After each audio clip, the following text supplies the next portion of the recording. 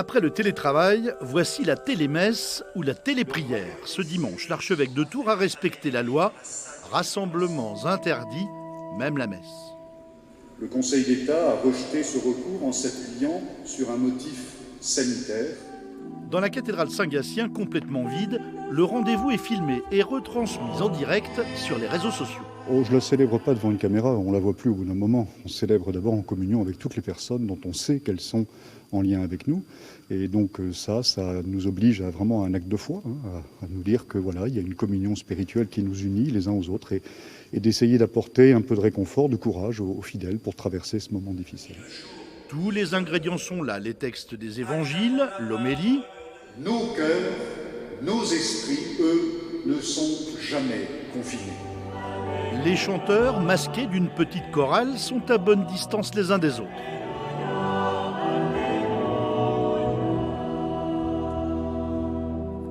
« 150 familles sont connectées sur la page du diocèse.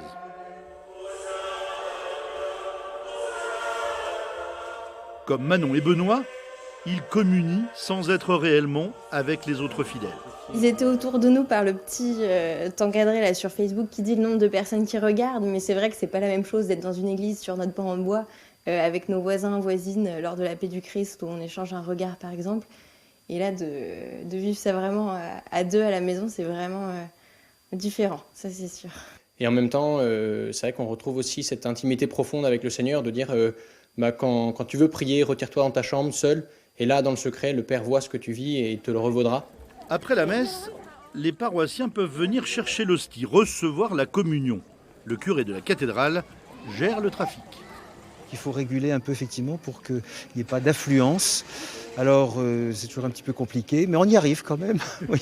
Mercredi prochain, 11 novembre, les paroissiens seront de nouveau en télémesse pour fêter cette fois la Saint-Martin, le saint patron de Tours, en espérant des jours meilleurs.